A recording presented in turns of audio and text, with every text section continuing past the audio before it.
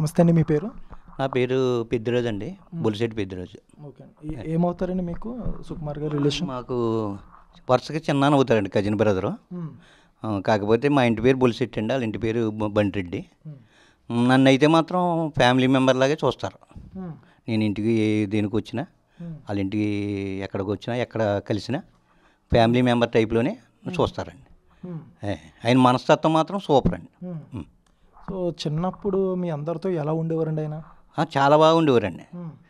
మామూలుగా చదువుకునే టైంలో నేనైతే శివకోట స్కూల్లో చదువుకునేవానండి. హ్మ్. ఆయన కూడా శివకోట స్కూల్లో చదివేవారు. హ్మ్. అప్పుడు అప్పుడు జ్ఞాపకాలు నాకు గుర్తులేదండి. హ్మ్. నేనైతే పాటలు పాడేవాడిని.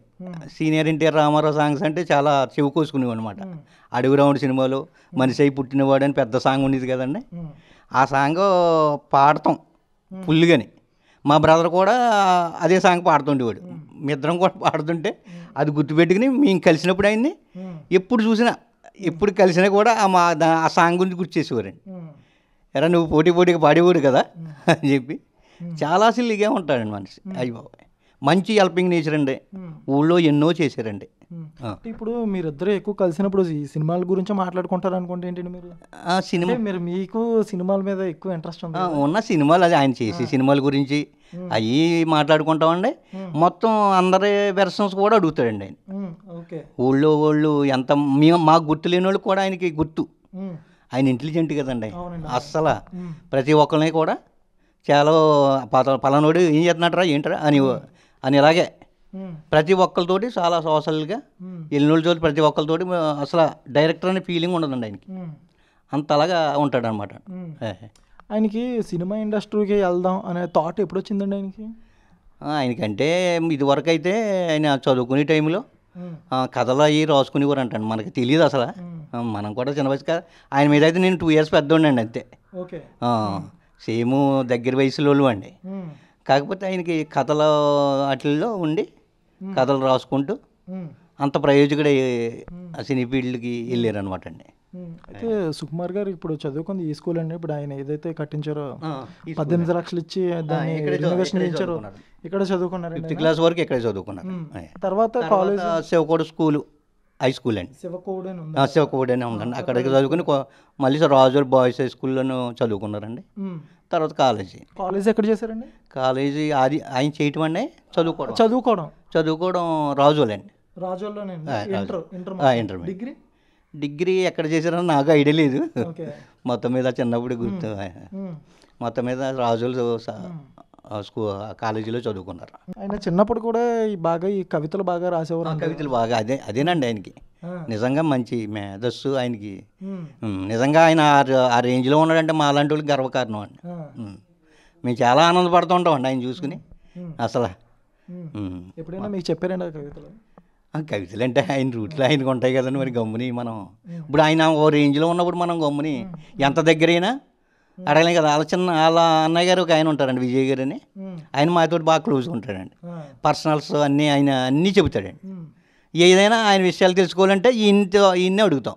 మళ్ళీ ఆయన్ని మాట్లాడేమనుకోండి డైరెక్టర్ గారితో, ఆయన డిస్టర్బ్ చేస్తామేమో అని మాకు ఫీలింగ్.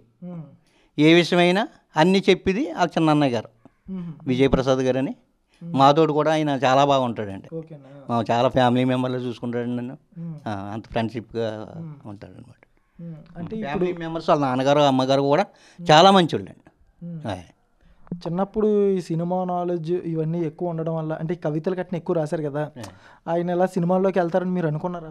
అసలు ఊహించలేదండి. మాకు తెలియదు అసలు వెళ్ళడం, అందులో ఒక పెద్ద టాప్ డైరెక్టర్ అవడం, అంత డైరెక్టర్ అంత రేంజ్కి వెళ్ళడం నిజంగా మామూలు విషయం కాదు కదండి. మాకు అసలు ఏది తెలియదండి. అసలు ఆయన అంత రకంగా ఆ రేంజ్లోకి వెళ్తాడని మేము ఊహించలేదు. నాన్నగారిది బియ్యం షాప్ ఇక్కడ ఉండేదండి. అంటే ఆయన లైను వేసేవారండి. రాజుల్లో షాప్ అయ్యి ఉండేది. తర్వాత మేడ్చల్పాలెం పెట్టేవారండి. మేడ్చల్పాలెం అని గుడిములంక దగ్గర అవి లైన్కి అవి వేసేవారండి రైస్. ఆయన ఆయన రైస్ బిజినెస్ చేసుకుంటూ నాన్నగారు. అంటే ఇప్పుడు ఈయనకి ఎప్పుడైతే సినిమాల మీద ఇంట్రెస్ట్ ఉందో, ఆ ఇంట్రెస్ట్కు ముందే ఆయనకి కాలేజీలో జాబ్ వచ్చిందండి. జాబ్ చేసుకుంటూ ఉండగా ఆదిత్య కాలేజీలో చేసేవారండి కాకినాడలో. కాకినాడ తర్వాత భీమవరం ఎక్కడ చేసేవారండి. అంటే నాకు అంత పర్టికులర్గా కాకినాడలో చేసేవారండి. కాకినాడ సినిమాల్లోకి వెళ్తానని అంత గట్స్ ఎలా వచ్చాయంటారు? అంతే ఆయనకి థాట్ ఇంకా వాళ్ళ నాన్నగారిని నాన్నగారు కన్సల్ట్ చేసి ఇలా ఉంది నాకు. అదే అండి, ఇప్పుడు ఈయనకి రావడం గొప్పతనం అయితే వాళ్ళ నాన్నగారు ఎంకరేజ్ చేసి పంపించారండి. ఆయన నీకు ఎలాగైతే అలా చేయ అబ్బాయి, నీకు ఎలా ఉంటే అలాగని చెప్పి వాళ్ళ నాన్నగారు ప్రోత్సహించి పంపించారండి. నిజంగా గ్రేట్ కదండి మరి. నెక్స్ట్ ఇప్పుడు ఊర్లో మనం ఎక్కడ మాట్లాడుకున్నా ఆయన చేసిన సహాయ కార్యక్రమాల గురించి చెప్తున్నారు మొత్తం. సో చేయలేని కూడా ఇంకా చాలా ఉన్నాయి. చేయలేని చాలా ఉండొచ్చండి మనకు తెలియని. ఓకే, మీకు తెలిసినవి ఒక్కసారి. మాకు తెలిసినవి అయితే కరోనా టైంలో ఇంచుమించుగా ఒక 10 లక్షలు పంపించి ఊరికి ఇంటింటికి వాళ్ళ నాన్నగారిని, అదే వాళ్ళ అన్నయ్య గారిని పిలిచి, పెద్ద అన్నయ్య గారిని అవి పిలిచి మమ్మల్ని ఇంటికి ఒక కార్డుకి 1000 రూపాయలు చొప్పున అంత ఊరంతా పంచాడండి. అది అది చేయించడం. యాక్సిడెంట్ జరిగి చాలామంది లోవా వెళ్ళి ఇక్కడ ఈ ఊళ్ళే దెబ్బతిన్నారండి. వాళ్ళకే లక్షల మీద ఇచ్చాడండి. అది కాకుండా మా ఆయన నాన్నగారి పేరుని స్కూల్ కట్టించారు, ఇంచుమించు 20 లక్షలు ఖర్చు పెట్టి స్కూల్ కట్టించారండి. ఇలాంటి ఎన్నో కార్యక్రమాలు మాకు తెలిసినాయి. మరి ఆక్సిజన్ ప్లాంట్ ఒకటి పెట్టించారు కోవిడ్ టైంలో, ఎక్కడ రాజోలు గవర్నమెంట్ హాస్పిటల్. అది సుమారుగా 40 లక్షలు సుమారుగానే పెట్టారండి. అది కాకుండా అమలాపురాన్ని కూడా కొంత పెట్టించారండి ఆక్సిజన్. వాళ్ళు ఫైనాన్షియల్గా స్ట్రగుల్ అయ్యారండి, డబ్బులు లేకుండా అప్పులు తీసుకొని. ఆయన అక్కడ ఉన్నప్పుడు అక్కడ ఏం లేదండి. ముందులో కొద్దిగా ఇబ్బంది పడితే పడవచ్చు కానండి. అదే బిజినెస్ చేసే టైంలో, నాన్నగారు బిజినెస్ చేసే టైంలో కొద్దిగా ఇబ్బంది పడితే పడవచ్చు కానండి. తర్వాత అది ఎప్పుడు ఫస్ట్ నుంచి కూడా ఒక నాన్నగారు కూడా ఎంతో మందికి సహాయం చేసిన వ్యక్తి అండి. ఆ నాన్నగారు కూడా చాలామందికి తిండి లేని వాళ్ళకి పెట్టిన వ్యక్తి అండి ఆయన. ఆయన పేరంటే నాయుడు గారు అంటే ఊళ్ళో చాలా పెద్ద పేరు. ఫైనాన్షియల్గా అంటే ఒకసారి ఎప్పుడో ఇబ్బంది పడవచ్చు కానండి అసలు ఎప్పుడు. అయితే ఇప్పుడు ఆయనకి ఉద్యోగం వచ్చిన తర్వాత వాళ్ళ నాన్నగారిని వ్యాపారం మానిపించారని తెలిసిందండి. మీకు తెలిసిందండి అది? ఐడియా ఉందా మీకు? వ్యాపారం అయితే ఆ తర్వాత ఈయన మళ్ళీ ఇండస్ట్రీకి వెళ్ళిన తర్వాత ఈయన మళ్ళీ వ్యాపారం స్టార్ట్ చేశారంట. మీకు ఆ విషయం తెలుసా? విషయం కాదు, సరిగ్గా అవగాహన లేదండి. మొత్తం మీద ఆయన ఆ టైంలో ఒక్కొక్క టైంలో కొద్దిగా ఇబ్బంది పడ్డారు ఫైనాన్షియల్గా.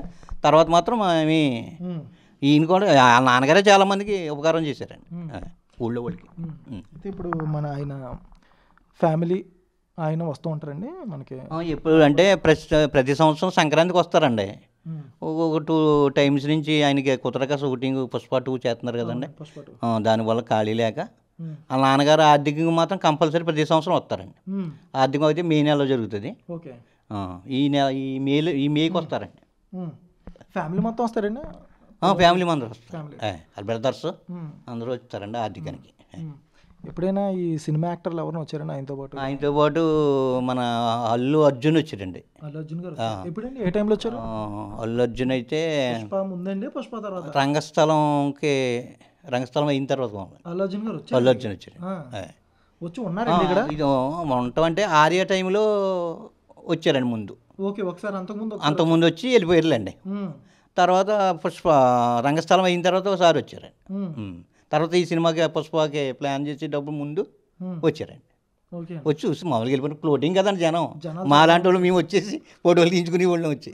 ఆయన ఇప్పుడు సుకుమార్ గారు వచ్చినప్పుడు కూడా ఎక్కువ మంది ఫ్లోటింగ్ ఉంటుంది కదండి. అసలు ఖాళీ ఉంటుంది జనం, తీర్థంలో ఉంటుందండి ఇక్కడ జనం.